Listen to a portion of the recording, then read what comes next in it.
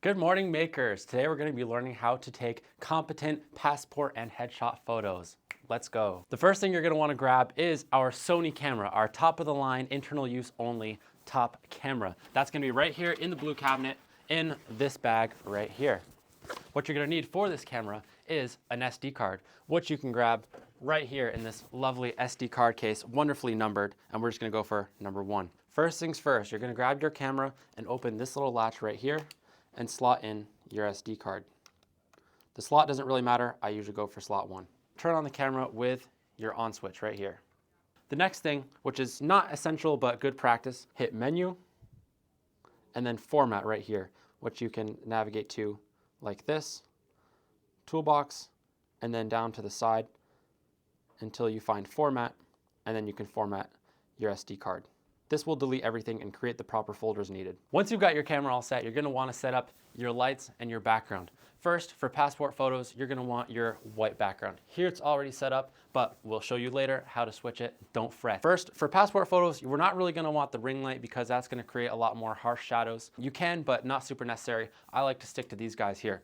So you can turn these on by first making sure they're plugged in down there, and then coming back here, you can switch the light to adapter, and then ensure it's on max intensity, and then make sure the color right here is right up top in the middle. Too far to the left, it will not only be darker, but it'll also be orange. Too far to the right, same thing, it's gonna be too blue, and it's not gonna have all your lights activated. You want it right in the middle for peak brightness and good white balance. So these two we're gonna place on either end. Right about here is pretty good, right at the edge of the table, right there. And the other one's gonna go pretty much at the same spot, as well as you can put it.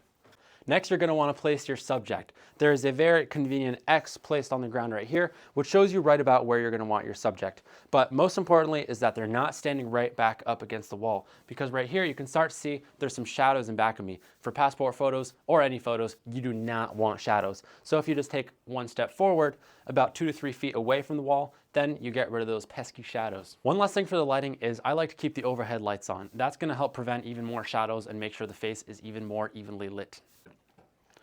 So here you could have your camera on auto, but usually with a white background, it's going to make your shots too dark. So what's better to do is to switch over to manual here and use manual settings.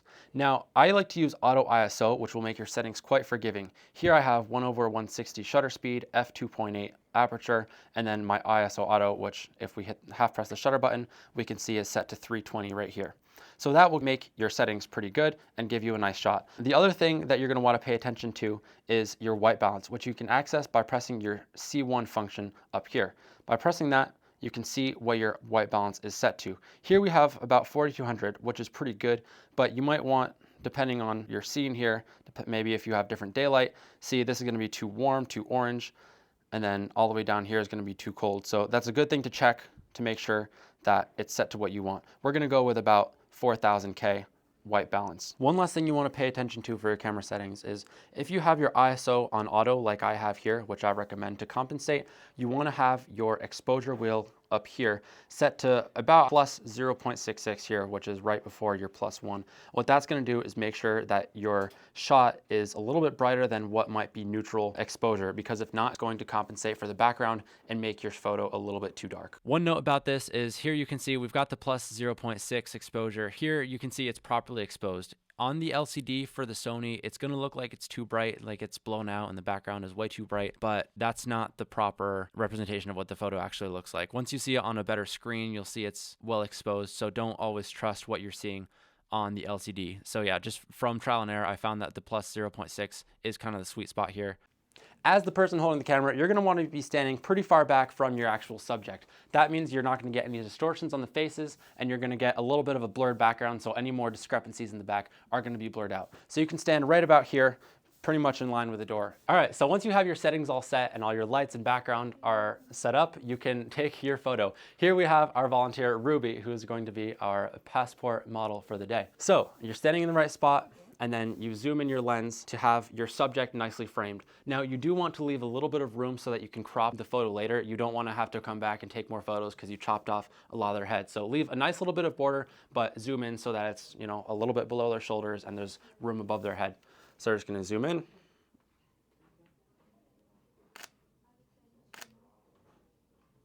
and take a few photos. So the first thing you're going to want to do when you're doing any kind of passport, visa photo is go check the actual requirements of that document. That's going to vary a little bit by whether it's a visa, passport, or for different countries. So definitely Google what the requirements are and go not to the AI overview, go to the actual site so you know you're getting the right thing. So we can click on this here. And then we have our specific requirements. Now, one thing to notice, this is the requirements for the actual printed copy. That's different from this digital photo here, which is most of what you're going to be doing. So one kind of big distinction there is that for these, they ask you for a 2-inch by 2-inch photo. That's only if you're printing it, which sometimes people ask for, but usually you're just doing the digital copy. So for that, you can go up to this upload a digital photo tab, and now you have your specific requirements. And you can see there's no 2x2. If you go to size and position, there's no 2x2-inch size requirement. So no need to go into Canva and do the whole 2x2 nonsense. That's not needed for the digital photo requirements. So these are actually a lot more lax. You really just need like you can kind of see here, head and shoulders, mostly white background. The crop doesn't even need to be perfect on this because once the people uploading the photo get to the actual portal, they can do the cropping there. So there you go. So you can see right here, you can reposition or crop your photo in the application. So there we go. The one thing you want to avoid is not over cropping, but overall it's just person, white background. So if I get rid of this, we can drag over our lovely photos from right here. And this is what we have to work with. So I'm just going to go with my photos right here. We also have our lovely Ruby photos up here, but I'll start with these there. So here you just right click and then say open with. So I'm going to start off by showing you guys Pixelmator Pro, but you can also use Affinity. So Pixelmator is a Mac only app, which is only on our Mac, and it does cost money if you want to get it on, if anyone else has a Mac. But Affinity is free on any device and is also on the PC, so I'll show you that right after. But I do much prefer Pixelmator. I found it much more intuitive and simple, and it still has all the tools you need. So right click, open with Pixelmator Pro, and then we have all our pictures here. So starting off, I'll just point out the difference between our different settings here. We have the exposure compensation set to plus 0.6. And here you can see that the background it's all pretty well exposed, and it's not overcompensating for our white background because we have our plus 0.6 here. And then here we have plus 0.3, which is a little bit darker. Here's our complete auto settings, which in my opinion are quite too dark here. And then here we just did a -1 exposure just to show you what that might look like if you're needing to edit that. But yeah, so it should look pretty good right out of camera if you did everything right. But there are a couple things you're going to want to pay attention to. Here, I just like to throw a square crop on it because the photo at the end of the day is going to be square, so may as well just do that. But like I said, you want to make sure not to overcrop, so you can go to the crop tab here, click custom size, square, and then here you have your square that you can center on your subject and make a nicely framed photo like that. So that's looking pretty good. You can have your little guides here. You can make that however you'd like. Diagonal is pretty good to show the center, and then you can show that there, and then enter to apply. And there's my beautiful passport photo. The one other thing to pay attention to, if we go back to our requirements here, on the digital photo, you can see, so yeah, JPEG or HEIF, but generally JPEG. And it has to be between 54 kilobytes and 10 megabytes. That's a big thing to pay attention to. You don't want to give people a photo that they can't actually upload. So it has to be less than 10 megabytes. I believe our file here is going to be less than that. But when you hit Command E, or if you forget that, you can also hit File and Export up here. But you hit Command E, and then you have your options here. So here, 100%, you can see the file size is 7.7. I like to, on any photo, just drop it down to 99 because really it's negligible, and you can see there's a very big difference between the file size between 99 and 100 compared to all these others here. So yeah, just drop it to 99, and that's usually going to keep you in a good file size, and then you can hit export, and then that's going to take you right to wherever you chose to export it. But there it would be our finished passport photo right here that you could send to your customer. So I'm just going to show, for example, this one's maybe a little bit too dark. I'll show on your auto. If you did auto settings, which might be what a lot of you do if you forget what you're doing. But so you can see this is a little bit too dark. So you can crop it first. Same thing, crop, custom size, square, and then just kind of center it. And then just make sure not to crop too much because as it says in our lovely application specifications here, you can reposition or crop your photo on the application. So you don't need to worry about making sure the crop is perfect and you have whatever 1.25 inches for the chin and all that. You can just make sure you don't crop it too much so that whoever is uploading their own photo can crop it themselves. So yeah, this is looking pretty good. It can apply there. And then you're going to want to go over to your adjustment tab right there. So here, the only thing you're really going to want to do is crank up the exposure a little bit just so that it has a nice white looking background. That's pretty good. It doesn't have to be perfect white. In fact, it's better, I'd say, if it's not, especially for if you're going to be printing this photo, if they're going to be printing this photo. It's annoying when it's a perfectly white background and then you can't really tell where the edges are and you go to cut it out and it's all crooked. Horrible situation for everyone. So yeah, just crank up the exposure a little bit and that's about all you want to do. Another thing over here is you can see for digital changes, it says, did not make any changes to the image such as using filters. So yeah, you want to leave it pretty much as it was, but here bumping up the exposure is like, that's basically for these purposes equivalent to upping the settings in your camera. So just drag up the exposure here a little bit and then that should be pretty good. The one other thing you might want to do is adjust that background. Now again, you should get this right when you're actually taking the photo, but let's say you had them standing too close to the background. Well, there's shadows in back and then they don't want to retake it, whatever. You have some shadows to deal with. What are you going to do about that? Well, what you can do is, so come up to this little plus to add a layer and then convert this into an adjustment layer on your adjustment tab. So now we have our adjustment tab here and we can do more adjustments on top of this, but we don't want it to affect the whole image. We just want to affect the background. So what we can do here is come to our selection tab here and say select subject. Now it did a great job of selecting me and all my little strands of hair up here.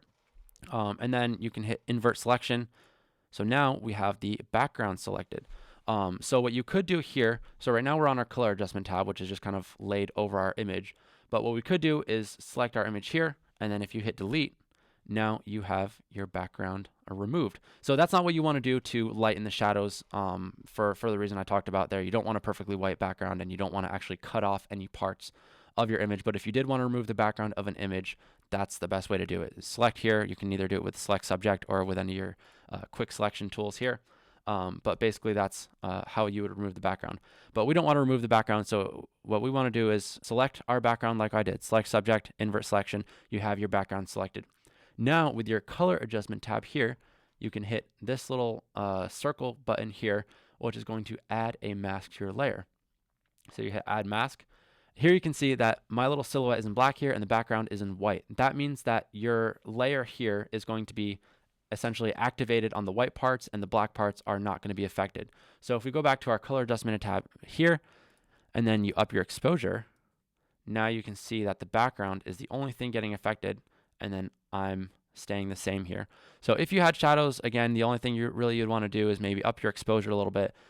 Maybe you could grab your, now there's not really any shadows you won't be able to see, but you could bump up your shadows here to get rid of those and then you would have a nice perfectly white background. You don't want to cut off the edges because if they see that it looks like the edges have been cut off and like see my hair up here is starting to disappear a little bit, they're not going to like that. So don't go too far on this, but if you do need to do that, that's how you do that.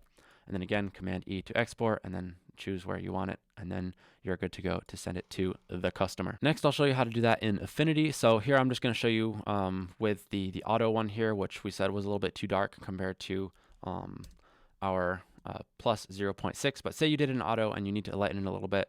Here's how you would do that with Affinity. And here, let's just see if we get info here. Okay, this one's right on the edge here, but just take notice that here it says 9.6 megabytes. A lot of times these images will be above 10 megabytes. So then if you send that to the person and they go to upload it, they might be in trouble, which we don't want that. So make sure that you definitely don't cut any corners here and be sending them photos that are too large. But anyways, so here, right click, open with Affinity. Takes a little minute to open here. There we go. Nice. Okay. So here we have a pretty similar thing. So Affinity has probably a few more features than Pixelmator does, a little bit more difficult to learn, but still quite user-friendly. So the first thing that I want to point out is that there's different tabs up here. You have the main two ones you'd probably want to use is Vector and Pixel. Pixel is probably going to open by default when you go and open an image. And then there's layout here, and then Canva AI, yuck, you don't want to go over there. But pixels where we want to be for when we're editing an image like this. So we can go over here to our crop. There we go. You can go to custom ratio and then hit the 1:1, and then you have yourself a square, and you can move this around to where you want it. Now it doesn't look like it's snapping right now. You can hold shift to make sure that it's not gonna go like off of your image. So hit shift, center that, and you have a nice centered crop. Hit enter, and there we have it. Now here, to add an adjustment layer, you would go to right down here to add a layer, which is going to be in your little layers tab over here. So clicking on this, you can go here to exposure. There's a whole lot of different tabs here that you can play with, but here, like I said before, we'll just go over to exposure, and then you can go ahead and drag that up a little bit. Not too much, of course. There, right there, looks about good, and you can do that. Now we can add another exposure tab and do the same thing we did earlier with this. With your layer that you want to select selected, you can grab your object selection tool and then just click the background here, and then you'll have that mostly selected. Now, I don't think this is quite as good as the select subject from Pixelmator, so you might have to go in with your brush select here and just make sure you're selecting all of those little pockets in here to make sure you're having a good selection. So not great, but it does the job. Now that you have your selection done over here, you can go back and select your exposure layer that you want to adjust, and click your mask layer, your mask layer right here. And now you can see that we have just the background affected. So now we have everything back here, and you can also go back and adjust this as well. Click on your little sunshine there, and then you can go and adjust your background however you'd like. Now there's not too many shadows, so it's not really necessary, but you can see how you could do that if need be. So there you would have that. And then that's pretty much it for your edits. So here you can either hit File and Export, or for you shortcut friends, this is a pretty horrendous shortcut, but you can hit Command Option Shift W, and that's going to bring up your export window. So here again, go to JPEG. Here you can see the estimated file size, but you can drop your quality a little bit if you need it to be a little bit smaller, and you can see what that's going to be there. So here you can see 7.2 megabytes. That's correct. All right, great. And then you can hit export and put it to wherever. We'll just say desktop, save, and there we have it. So that's pretty good right there, and that's ready to go. Now we're going to be doing some LinkedIn profile picture photos. So the first thing we're going to do is change our lovely background here. So the first step for probably a lot of people is going to be lowering this here so that you can reach these clips up here. This can be done by just loosening some of these side panels here and then lowering it till you can reach it. Let's say here's good, lower it, and now you can reach it. And then you can twist off these handy little clips here and take it off. Same thing over here. And do that. What you can do is take your clips off and roll up the roll.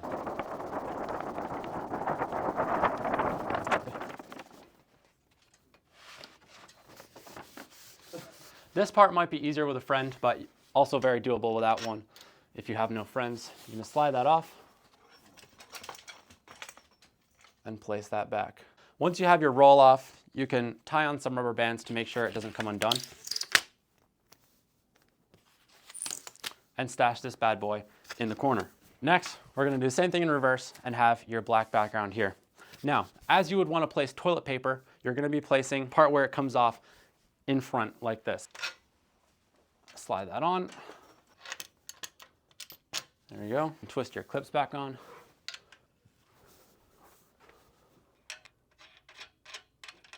Then you can slide it back up to height.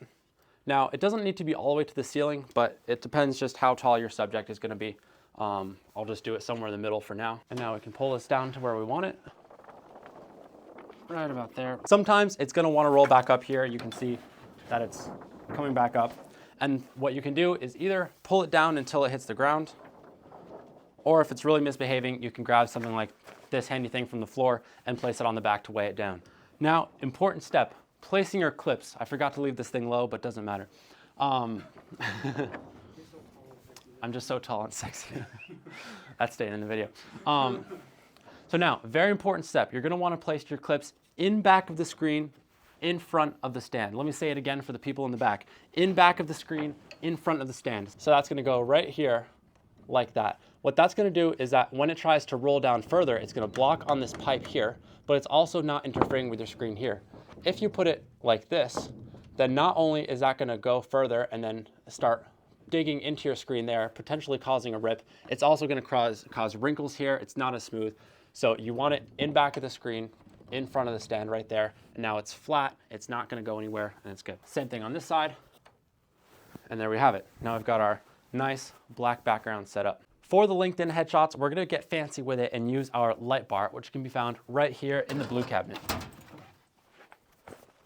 So for our 3 lights, we're going to start with our ring light right here, which is going to act as our key light. That's going to be providing most of the light for our photo. Then we're going to have one of these soft box lights, which are going to be filling in. It's going to be our fill light. It's going to make sure those shadows aren't too deep and ruining the image. And the last one is going to be our light bar set up over here, which is going to be a rim light, which is just going to add a little bit more definition and separate the subject from the background. So to set up our ring light, you're going to want this guy pretty high up so that it's above your subject and pointing down on them so that they have nice definition in their face. So we're going to lift this guy up. Pretty much as far as it can go, I found has been the sweet spot. And then I like to tilt it down a little bit so that it's really pointing at your subject. This is also going to prevent them from having circles around their eyes and just give them an overall much more well-lit complexion. And this guy can go right about here, pointing directly on your subject. So we can go ahead and turn it on or off or dim it, whatever you want, with this knob right here, like so. Then we have one of these lights, which same from earlier, you can have it on. If you want, you can maybe make it a little bit warmer by turning this knob a little bit to the left, up to your discretion. But a lot of this can also be fixed in your camera settings or in post. So set this guy right here. And last but not least, we're going to set up our tube light. So when you take it out of the box, you're going to have your light and your battery. You're going to start by lining up this little pinhole kind of off to the side first, and then you turn it in place, and there you go. Just turn it on. You've got your on switch here. And then you have your M button for mode. This can turn into different modes. So here we got the CCT, which is going to act like our box over here, where you can have different color temperatures.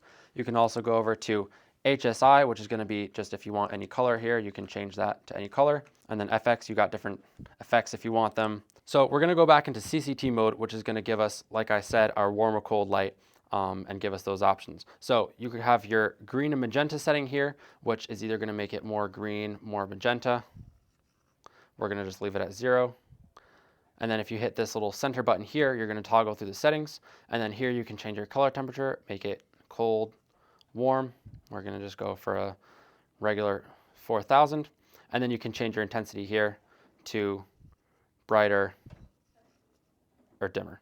And for this light, you can do one of 2 things. One, if you're feeling a little bit lazy, you can just toss it right on your desk right here, and that's going to be perfectly fine. If you want to get a little more fancy with it, you can toss it on this handy dandy tripod here. The one thing you're going to want to do here is close this flap a little bit so that it's not on your background here. See, you don't want to be creating any shadows unintentionally, so we're just going to close it so that it's only going on your subject. Now, when I'm standing here, you can see that this light is making a nice shadow on my face, making the main light.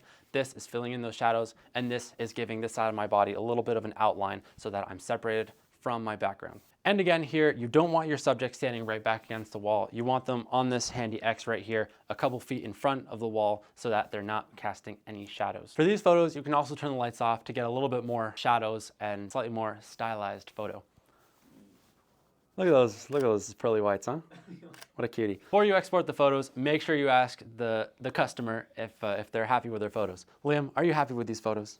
I am very happy with these that's photos. Not you. Look at that. That one wasn't me. There he is. Perfect. Wow. You may have noticed that I didn't use the tripod in any of those shots. That's because it's not my preference. It takes a lot longer to adjust the tripod if you have someone taller or whatever. I prefer just to hold up my hand, take your shot, and do what you got to do. The one time I will use it is if there's a series of people, like if there's a group of people that want photos, then you kind of want a consistent angle and you want them all standing in the same area and all that. So you're going to want to use your tripod. To do that, you're going to loosen this knob over here, lefty-loosey, press your red button, and slide out your piece this way. Then you line up this little pin with the socket there, screw it into place. Slide her back in, make it tight here. And then you can turn it with this, adjust your feet with these knobs here, up or down. And there's a couple others that are nice to use here. For one, if it's falling down, you can loosen this to go up or down. And the most useful one, in my opinion, is this one down here. This here is actually a knob. You can loosen it. And then this gives you freedom to move your camera like this to make sure it's level. You can see your little bubble right there. Make sure it's in the middle, and then tighten that again. And there we have it. When you're done, make sure you turn off your lights and then stow them to the side and put this guy back away in the cabinet on the other side. Make sure you plug it in when you're done because you don't want it to be dead when you're going to use the light. And now for the LinkedIn headshot photo part of this, here's where you can have a little bit more fun with it, and it's not so constrained, and you can play with all of the editing tabs to your heart's content a little bit more. I mean, maybe not if somebody just wants a regular headshot, but so I'll open a few different ones here. Maybe this one of me, a couple of Liam here, and call that a day. So again, right click, open with Pixelmator Pro, and we have these here. Now, these two is kind of interesting. You can see this is the difference between having the lights on, which we forgot to do the first time, and having the lights off. So as you can see, having the lights off gives a lot more contrast, makes the photo look a lot more, I don't know, crisp, juicy, if you will. So I'll probably just edit this one mainly, this picture of me. So here, maybe we toss on a crop, shoop, and then we can position that there. And that's going straight to the LinkedIn. So again, here, it should be looking pretty good right out of camera if you've done everything right. But again, what we can do here is if we want to darken the background a little bit to make our subject pop a little bit more, we can hit select subject. Did a pretty good job here. You can see there's a few. You might have to go back in here, make sure you're on add, and then just fill in some of these gaps here. And then we can hit invert selection. And then if we go and add our tab here, then we have our mask. See, it did it automatically, which is kind of fun if you add it with the selection already done, but you don't need to do that. Anyways, now we have our adjustment tab that's only going to be affecting our background. So here we could drop our exposure, for example, and then have our background be even darker, and then your subject stands out even a little bit more. And then here, the one I like to use a lot is these curves right here. Mainly I'll do temperature and curve. So here the white balance is looking pretty good, but if your image was too blue or too orange, you could mess with this, which often give you a much nicer photo depending on what your settings were. You can also grab this eyedropper here and then toss it somewhere in the background, which will probably be just about neutral. Yeah, there you go. Didn't do too much here because it was already looking pretty good, and maybe even a little bit too green here for some reason, but you could adjust that here. And then your curves are what you're going to want to do to add a little bit of contrast. So basically, to explain these briefly, this is your x-axis is your input, and your y-axis is going to be your output. So here you can see it's a straight line right across. It's 1-to-1. But if I say, okay, everything right here on my, we'll call this x1 here, all this, I want this to be at a different level. So I'm going to bring it down to a lower Y. So that's saying everything that was originally this color is now going to be at an equivalent darker color here. So if you wanted to add a little bit of contrast, what you could do is drag your shadows right here, which is on the leftmost, drag those down, and drag your highlights on the rightmost, drag those up to add a little bit of contrast. You can see you don't want to do too much here. A lot of times less is more. We'll try it on the Liam one, but this can add a nice little bit of contrast. The other thing I like to do sometimes is just up this this black point here to add a little bit of softness. It can stylize a photo sometimes and just give you some nicer shadows here. But yeah, there you go. Obviously, it looks a little bit baked right now, so this photo is pretty good straight out of the camera. But if you wanted to add a little bit of contrast, that's what you could do. So for this one, for example, a little bit low on the contrast. So what I could do is drag this down a little bit, then drag this up. And then here we've added a nice little bit of contrast to that image. This little button will show you what it was originally if you just click it and unclick it. And again, if it's underexposed, you could just go and grab your exposure and drag that up or down on your basic tab here. But this is really just if you didn't do the settings right, you would want to drag this to compensate. So there we go. That could be a nice photo there, for example. And then you could hit Command E, export, and put that wherever you want. And last but not least, I'll just show that one more time for any PC fans out there. If you want to drag this into Affinity, you can do all sorts of fun things here. So here there's all sorts of different effects that you can add. Here are all sorts of fun tools. But here is where all your color adjustments are going to be. So if you want to do those curves we were talking about earlier, you can hit this curves button right here, and then you could decide to drag those around a little bit. The other thing that's nice here is that if you do all these adjustments separately, then you can toggle them on and off, see what the difference is, and do that. So yeah, that's about it. I expect these to look good. And you are responsible for your own photo. So you can have somebody else take your photo, but you're going to be the one submitting your own photo. And that's it. Congratulations. You are now a professional photographer. Thank you for watching. Don't forget to smash that like button, hit subscribe, and ring that bell. That's all for now. Peace. Santino can edit this part out. Jeez.